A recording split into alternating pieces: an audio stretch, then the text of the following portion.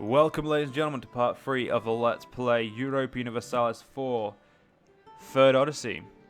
But to secure our survival. So in the last part, we did a lot more of securing of our survival. We've established methane and Ivos. Well, Ivos is being established. But for the most part, in the last 10 years, we have currently established a pretty strong New World basis. Or base. And I'm also going to be trying to deal with do this mission here, which is just it's expensive. Like, what do I get out of this? I just lose $200 gold, and they probably won't give me their land. I am going to, of course, try it because then it may open up new diplomatic avenues in the future. The owning of 5 cities. I mean, we do have 5 cities, don't we? 5 provinces. So I don't know if that. Yeah, I don't know if Ivos has to be finished before it's considered, but we'll let it finish anyway. And we'll discover about here. Then we'll go up here and try and get all... I can see this one's empty as well, so we'll try and get those 2 straight away. And then we'll go this way. Oh god, our trade's increasing as well. And, yeah, that's some pretty feckin' aggressive people. There we go, Ivos is done. Gonna get up here. And now, the Dioti did require control.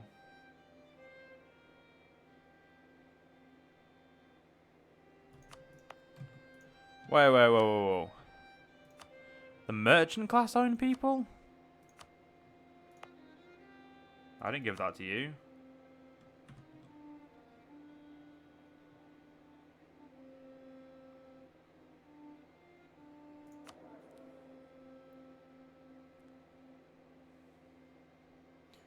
What do you give, though?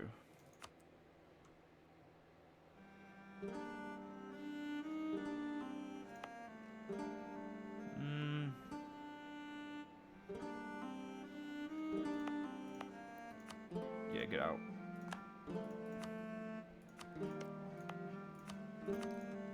I always do it like that because I like having the mini garrisons it'll give you. Or at least it's, here we go, see? It gives you mini garrisons if you put those guys there. So to me, it's actually a lot more effective. I like having them there. So yeah, we just remove that. And then now we've got Alatopolis.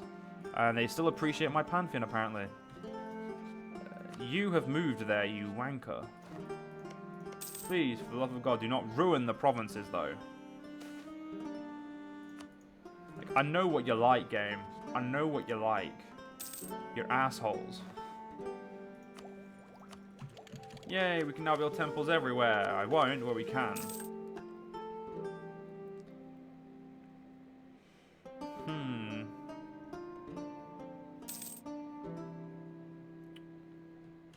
So, we'll need to take 2 loans for this to work.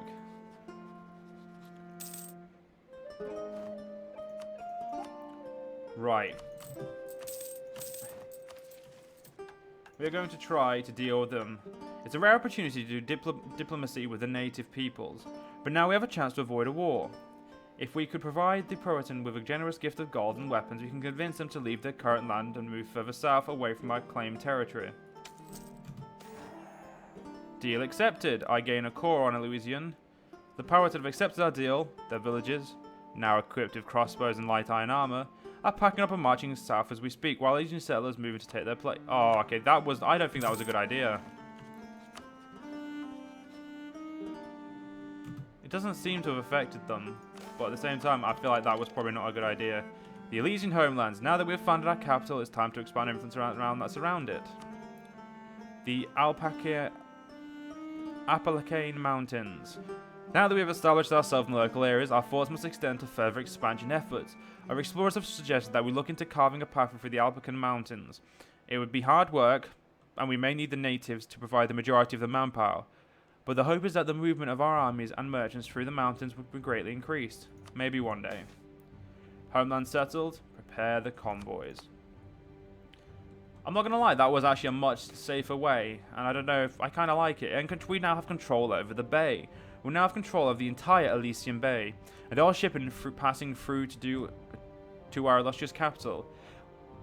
We are once again in a position to demand toll from the trade ships and control the flow of trade. The first bit of income has already come in, so excellent, money makes me merry.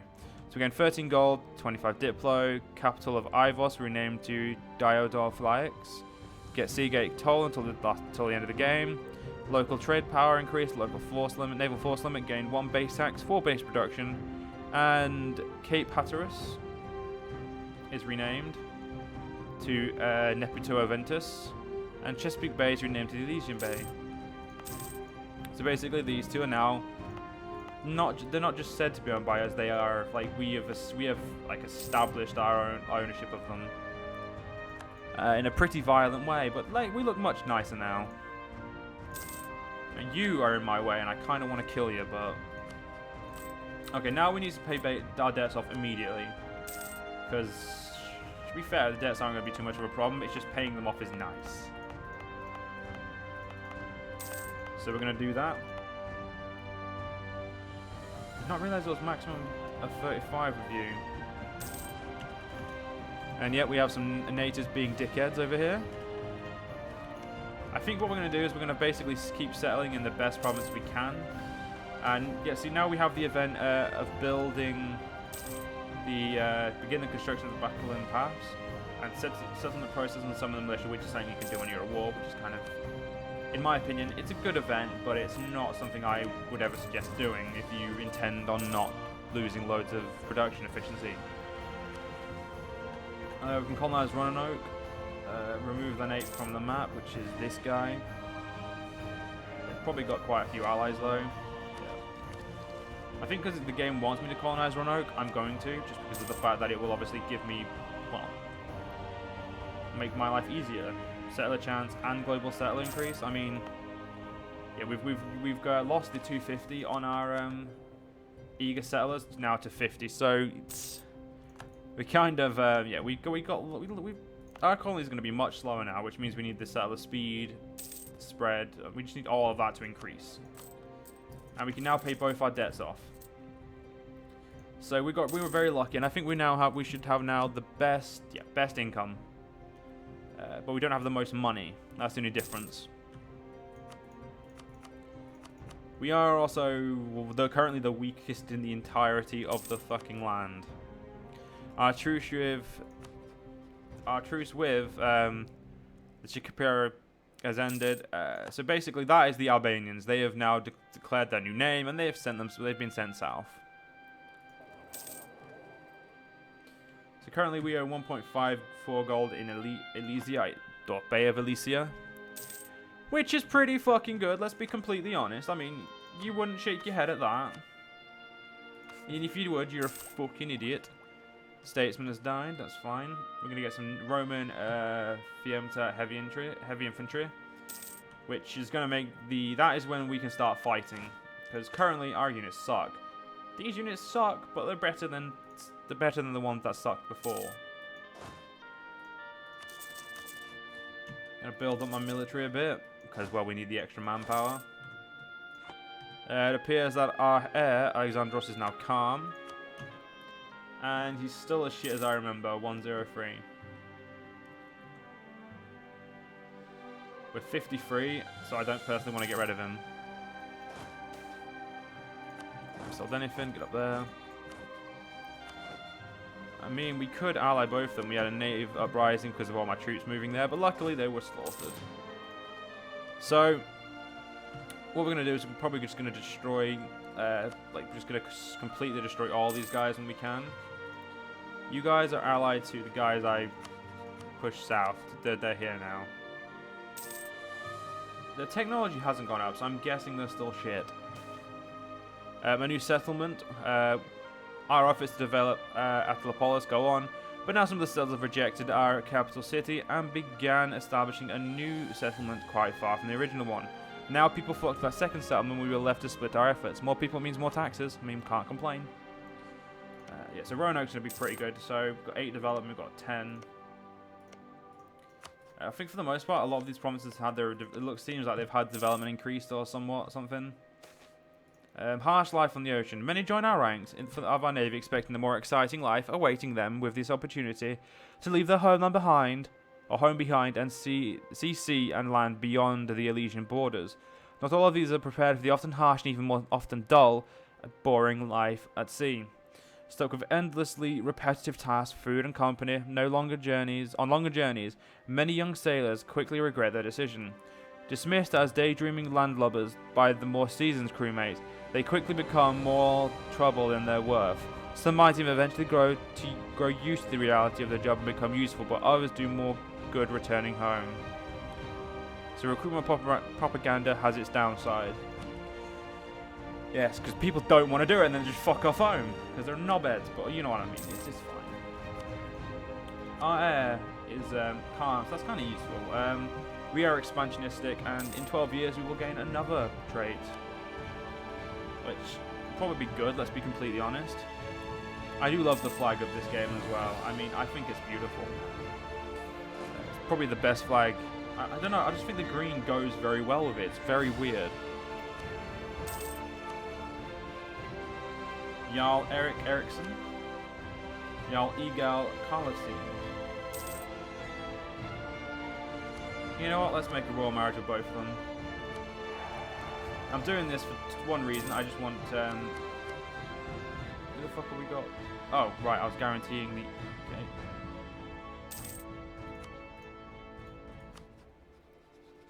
New allies.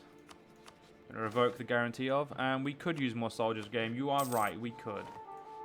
We don't actually know of them anymore because we were not guaranteeing them, but we can now get standardized pikes, which after we win this fight means brand new infantry, which means we can now actually start, like I said, warring with the local tribes.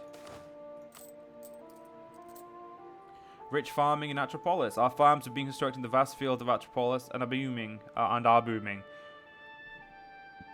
There is a massive food surplus in the region, where grain is cheaper than dirt, metaphorically speaking. This will greatly boost the population of the region. So more peasants, more taxes. So there's going to be a lot of events like that, which will build up our colonies.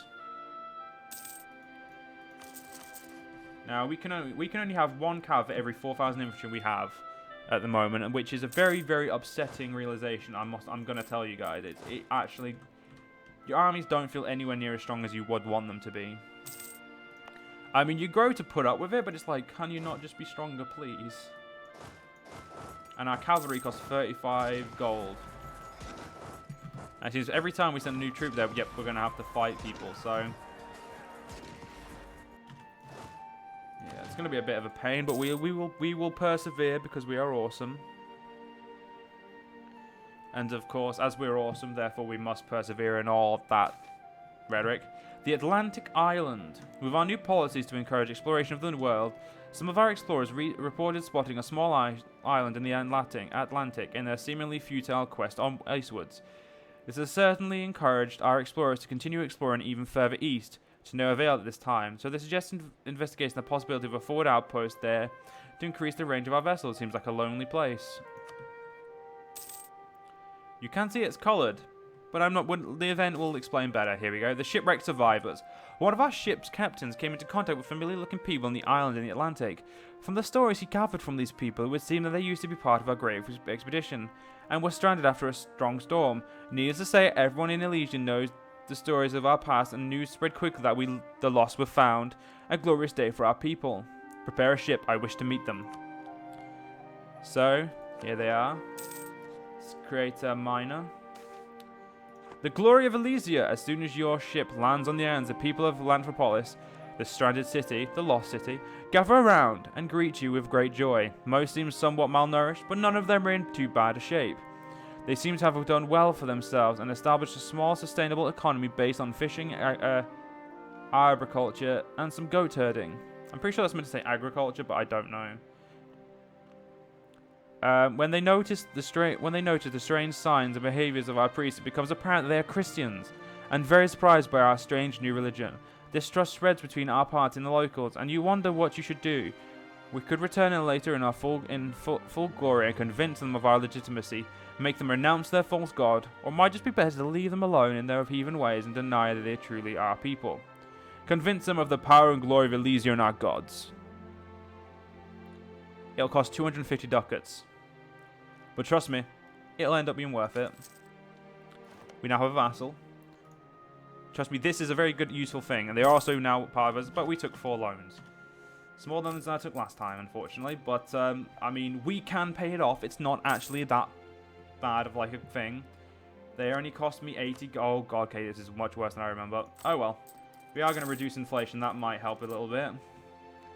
But, in my opinion, they are a very useful little... they're very useful, in my opinion. I think they're going to turn out to be very, very, very useful. We also need to place a relative on after one of our relatives on their throne. So now, the Vassalage as well. They're now our cousin. We're going to royal marry our cousin because why not? We now have a 358. A 354 is our thing. A 358 would have been so much better though. I mean, come on. We're also going to improve their opinion of me. Their great leader. This asshole is going to keep insulting me due to the fact that he just does not like the fact that I stole his lands. I mean, what did you expect? I mean, come on. Let's be honest. So now, when we pay these loans back, life will be a little bit easier. But it's going to take quite a while to pay back all of these loans. They won't cripple my economy too much, though, so it's not a problem. I mean, we could just fight and take money from these idiots. You fucked off, so yeah, we'd have to fight the native. They're the only people we could fight and easily beat. You not have to put up with too many like, armies and whatnot. You know what? I think I'm going to prepare to beat them up just so I can take their money. Because if we look, we can see who's got money. And the native has 133. That could pay off 2 loans nearly. That's useful. There's one of our loans paid off. That increases our money by 0.2, I think. So, when what is it? It's 20. So it's going to take a bit of time to get the thing. But when we do, we'll kick the crap out of them. Now we're also these guys are a march, so we're actually not getting money from them. So yeah, they make money. They do make money as well, which is quite interesting. I do like the color. I like the color and flag of these guys as well. That's a cool flag and color. Oh no. Okay, so I'm gonna go with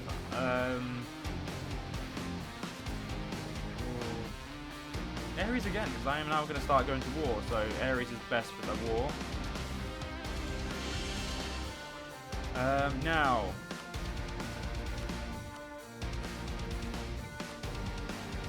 Royal marriage of all of you guys is necessary. So hopefully we can get ourselves a heir. Not an heir, not just an heir, but you know what I mean. Now I kind of want to stay the same dynasty, so hopefully our king doesn't die. Again. Or go die heirless. This is when they start to get really, really slow at thing. But I can promise in the next 4 years we will experience a boon of growth. As long as we're able to deal with our loans quick enough.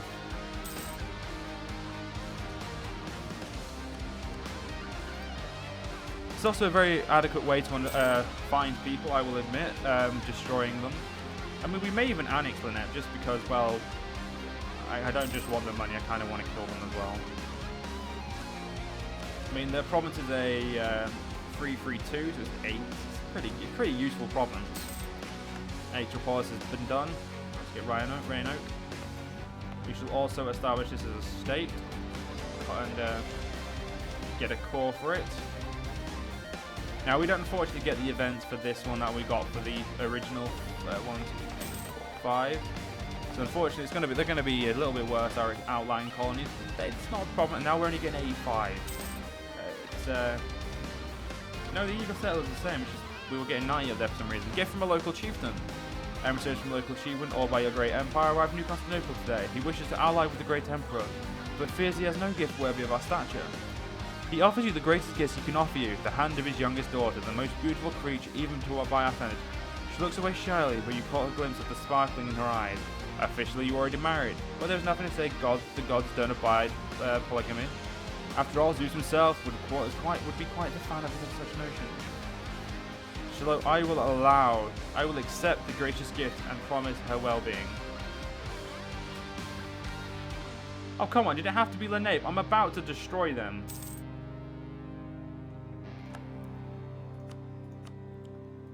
Or I'm not. Now we are allied with Linnae.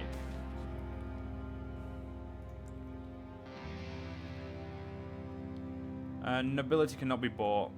So, my lord, one of your advisors suggests selling off titles and nobility to anyone who can afford to pay. It could bring lots of money and open ways for social advancement for the rich if we do, but it would devalue the idea of nobility and perhaps upset the existing aristocratic families. Should we do this? No, should we help? I mean, yes, we need money, but I mean, we don't need the money that bad. You're allied to 3 people, you're allied to 2. A lesser of 2 evils indicates that I will have to kill you. Also, we need to get down here. Oh my god, my hair's awesome. With the union of Alexandros II and Irene, we have gained not only a spouse, but also a new ally in the realm. The Karnogoms is an old and influential family, and their seat is at Atropolis is a jewel of the empire. We just colonized there. Of course, our friendship has gone very... You know, I'm not even going to bother reading that. But it has now got the strong seat of aristocrats. But also local missionary strength and all that's a problem. But luckily, it was a colony, so it's not a problem. We also got Icos, but unfortunately, ladies and gentlemen, we'll have to continue with this in the next part. I hope you guys have enjoyed, and I'll see you guys next part. See you guys then.